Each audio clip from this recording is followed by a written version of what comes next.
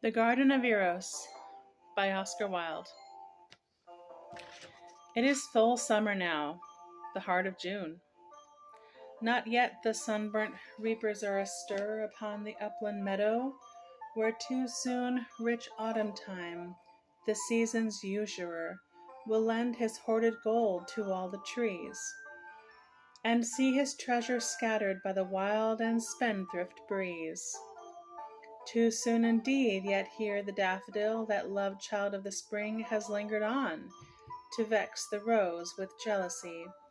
And still the harebell spreads her azure pavilion, and like a strayed and wandering reveller, abandoned of its brothers, whom long since June's messenger, the missel thrush, has frighted from the glade, one pale narcissus loiters fearfully close to a shadowy nook, where half afraid of their own loveliness some violets lie, that will not look the gold sun in the face, for fear of too much splendor.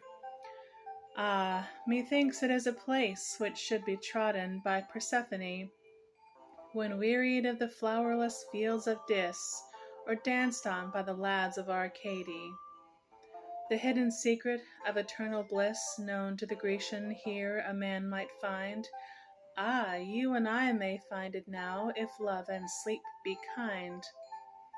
There are the flowers which mourning Heracles strewed on the tomb of Hylas, Columbine, its white doves all aflutter, where the breeze kissed them too harshly, the small celandine, that yellow-kirtled chorister of Eve, and lilac lady's smock. But let them bloom alone, and leave yon spired hollyhock, red crocheted, to sway its silent chimes, else must the bee, its little bell-ringer, go seek instead some other pleasance. The anemone that weeps at daybreak, like a silly girl, before her love, and hardly lets the butterflies unfurl their painted wings beside it, bid it pine in pale virginity. The winter snow will suit it better than those lips of thine, whose fires would but scorch it.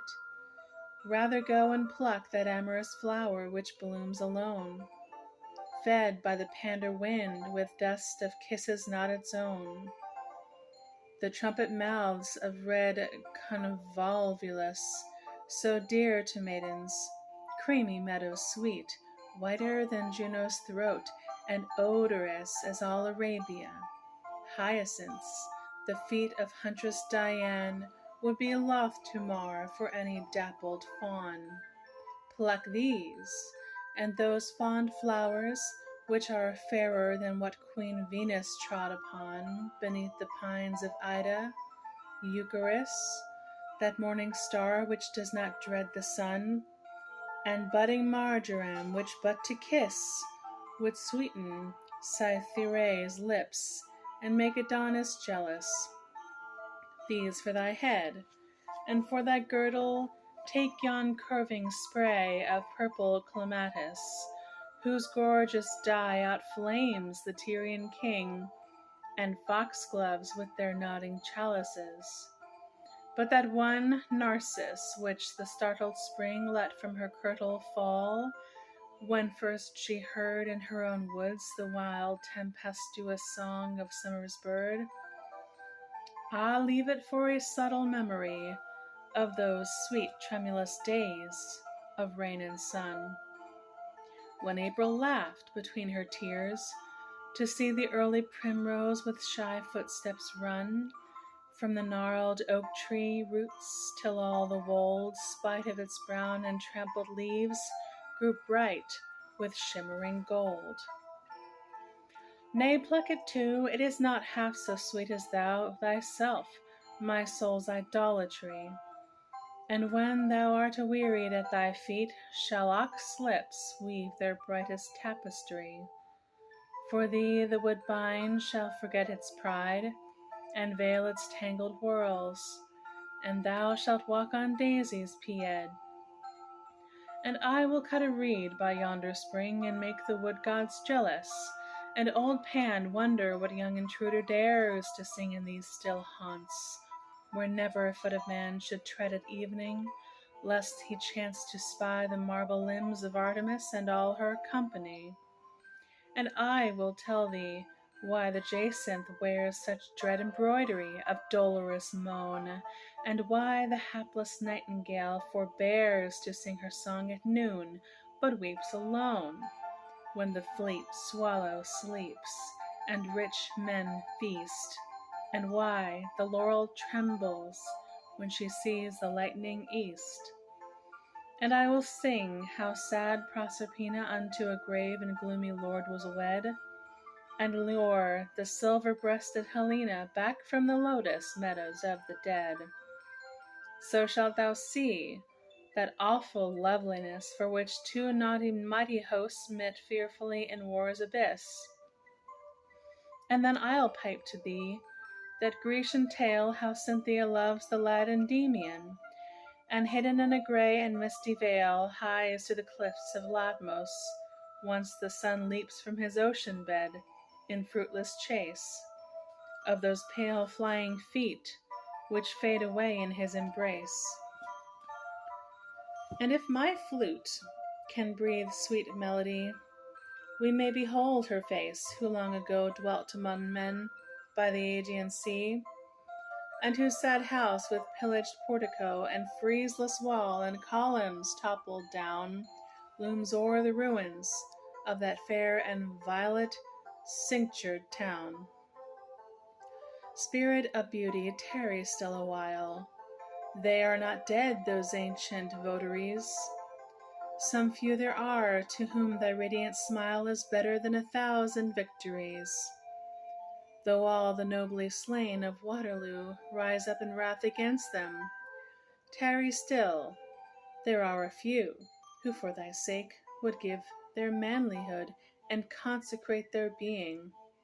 I at least have done so, made thy lips my daily food, and in thy temples found a goodlier feast than this starved age can give me, spite of all its new-found creed so skeptical and so dogmatical.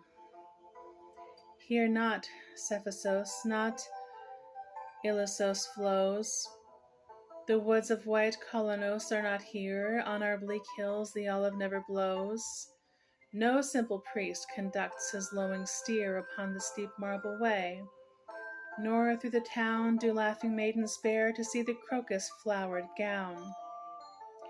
Yet tarry, for the boy who loved thee best, whose very name should be a memory to make thee linger, sleeps in silent rest beneath the Roman walls, and melody still mourns her sweetest lyre. None can play the lute of Adonais, with his lips' song passed away. Nay, when Keats died, the Muses still had left one silver voice to sing his threnody.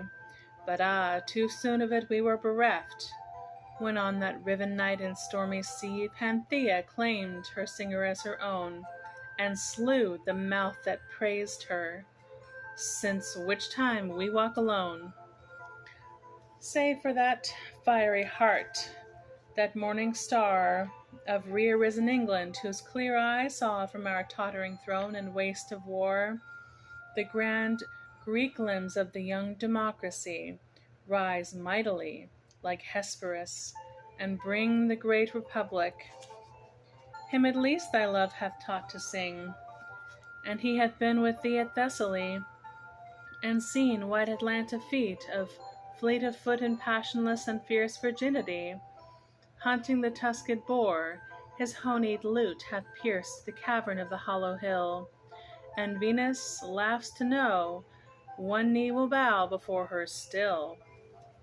And he hath kissed the lips of Proserpine, and sung the Galilean's requiem, that wounded forehead dashed with blood and wine.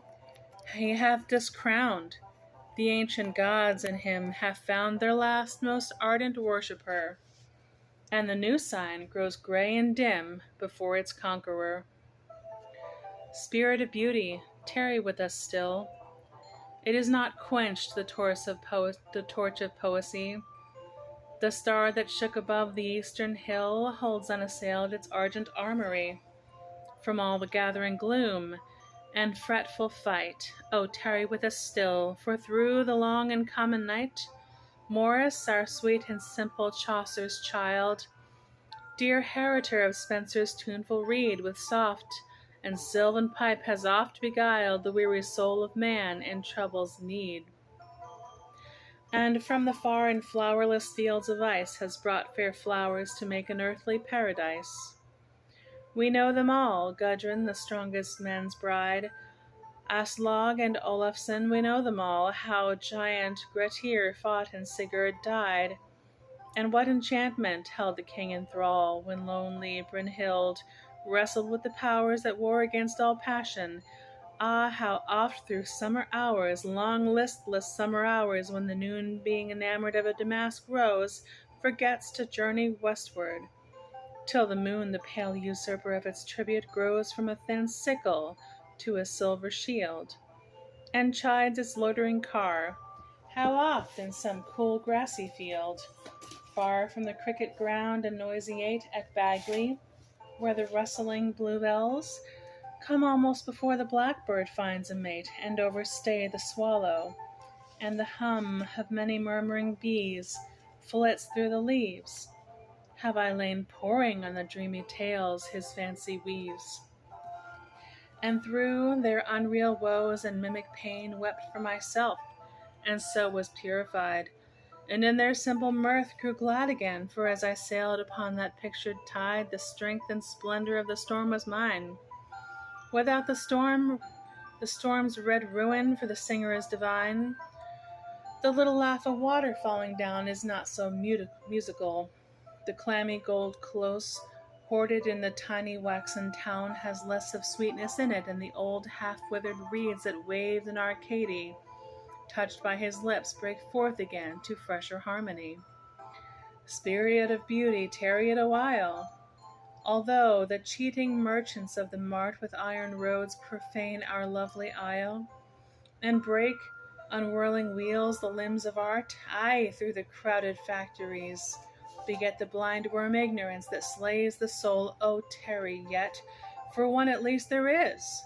He bears his name from Dante and the seraph Gabriel, whose double laurels burn with deathless flame to light thine altar.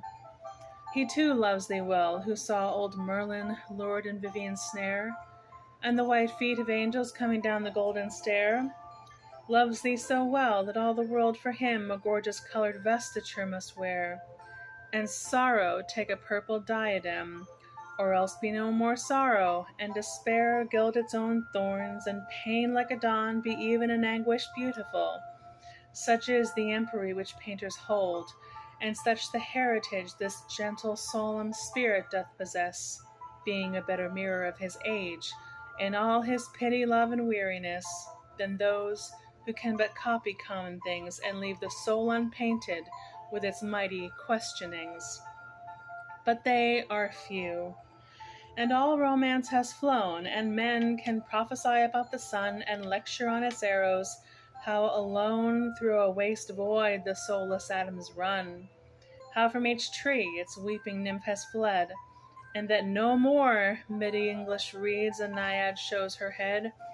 Methinks these new Acteons boast too soon that they have spied on beauty.